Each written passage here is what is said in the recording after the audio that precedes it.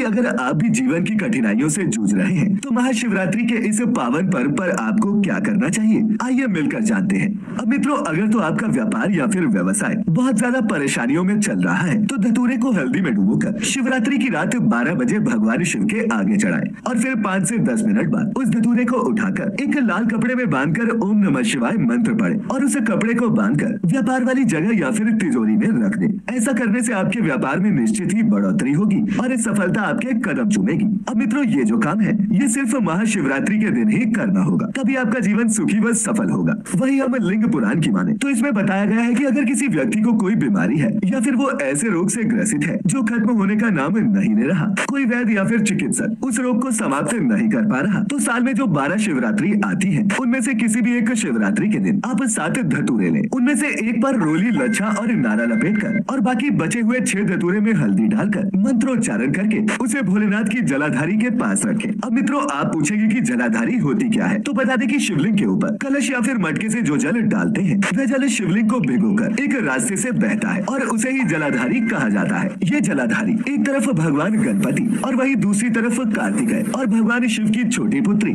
अशोक सुंदरी का स्थान माना गया है। वही इसके ऊपर का स्थान ऋषि भृगु का बताया जाता है। वही इसके ऊपर जहाँ से जल गिरता है वह स्थान शंकर जी की 5 पुत्रियां जया, विशायरा, सुम्रवारी, दूतली और देविका है। और कुछ इस तरह से भोलेनाथ का संपूर्ण परिवार शिवलिंग के पास ही निवास करता है। फिर जब जल बहकर जितनी दूर जाता है वह सारा स्थान 33 करोड़ देवी देवताओं का हो जाता है। और मित्रों, ऐसा भी कहा जाता है कि कभी भी शिवलिंग के उस जलाधारी को नहीं लांघना चाहिए। पौराणिक मान्यताओं के अनुसार अगर आप किसी भीषण बीमारी से ग्रस्त हैं, तो इन 7 धतूरों का ऐसे उपयोग करें। एक धतूरा गणेश जी के पास, एक कार्तिकेय भगवान के पास, एक अशोक सुंदरी के पास, एक शंकर जी के हस्त कमल के पास और एक धतूरा उसे जलधारी के पास रख दे। फिर थोड़ी देर बाद सभी धतूरे इकट्ठे करके उन्हें बीमार पड़े हुए व्यक्ति के पास रख दे। भगवान की कृपा से वह रोगी जल्दी ही स्वस्थ होगा। और मित्रों, याद रहे कि यह कार्य भी आपको सिर्फ शिवरात्रि के दिन ही करना है। तो चलिए मित्रों, अब ये जानते हैं कि शिवरात्रि और महाशिवरात्रि क्या है। अब वैसे तो भोलेनाथ की पूजा करने के लिए कोई भी दिन शुभ ही होता है, लेकिन सोमवार को भगवान शिव का प्रतीकात्मक दिन माना गया है। इस दिन भोलेनाथ की खास पूजा अर्चना करने का विधान है। बता दें कि सोमवार चंद्र से जुड़ा हुआ दिन है और इस शैव पंथ में चंद्र के अनुसार ही सभी व्रत और त्योहार आते हैं। अब हर माह के कृष्ण पक्ष की चतुर्दशी को शिवरात्रि कहा जाता है, लेकिन फाल्गुन मास की चतुर्दशी पर पड़ने वाली शिवरात्रि को महाशिवरात्रि कहा जाता है, जिसे पूरे देश में हर्षोल्लास के साथ मनाया जाता है। अब मित्रों, शिवरात्रि ऐसा महाउत्सव है जिसमें हम सभी मानते हैं कि हम भी शिव का ही अंश है और उनके संरक्षण में है।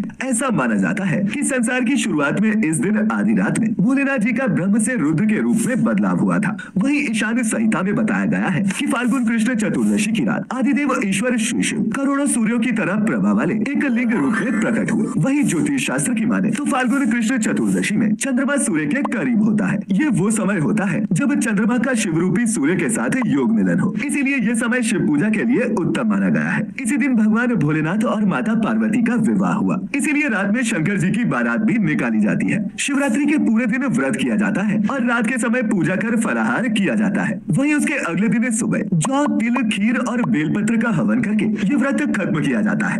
अब मित्रों, आप पूछेंगे कि शिवरात्रि की पूजा कैसे करें, तो आइए वो भी बताते हैं। सबसे पहले तो इसे पावन दिन सुबह जल्दी उठकर नहा लें। इसके बाद साफ कपड़े पहनकर भोलेनाथ के सामने बैठकर हाथ जोड़कर महाशिवरात्रि व्रत की प्रतिज्ञा लें। फिर बेलपत्र, फूल, दीप और अक्षत से शंकर जी की पूजा करें और उन्हें फल या फिर मिठाई का चढ़ावा लगाएं। इसके बाद शिवलिंग में चंदन का लेप लगाकर पंचामृत से स्नान करवाएं। फिर कुछ समय तक ओम नमः शिवाय मंत्र का जाप करें। साथ ही मित्रों, बता दें कि शिव जी की पूजा करने के लिए गोबर के उपलों की आग जलाकर तिल, चावल और घी की मिली हुई आहुति देनी चाहिए। अंत में व्यक्ति व्रत पूरा करने के बाद ब्राह्मणों को खाना खिलाए या फिर गरीबों को दान करे। इससे भगवान आपकी सारी इच्छाएं पूरी करते हैं। बता दें कि भारत के उत्तराखंड राज्य का त्रियुगी नारायण मंदिर ही वह पवित्र और विशेष पौराणिक मंदिर है जिसके अंदर सदियों से अग्नि जल रही है और इसी पवित्र अग्नि को साक्षी मानकर भगवान शिव और माता पार्वती ने विवाह रचाया था। मित्रों, ये जगह रुद्रप्रयाग जिले में है और ऐसी मान्यता है कि भगवान विष्णु इस मंदिर में माता लक्ष्मी व भूदेवी के साथ विराजमान है। तो मित्रों, आज हमने जाना कि महाशिवरात्रि पर पूजा कैसे करनी चाहिए, साथ ही जाने कुछ ऐसे उपाय जो आपको जीवन में पड़ने वाली समस्याओं से निकाल सकते हैं। तो मित्रों, आज की हमारी ये प्रस्तुति अच्छी लगी हो तो इसे अपने मित्रों, रिश्तेदारों के साथ भी साझा जरूर करें।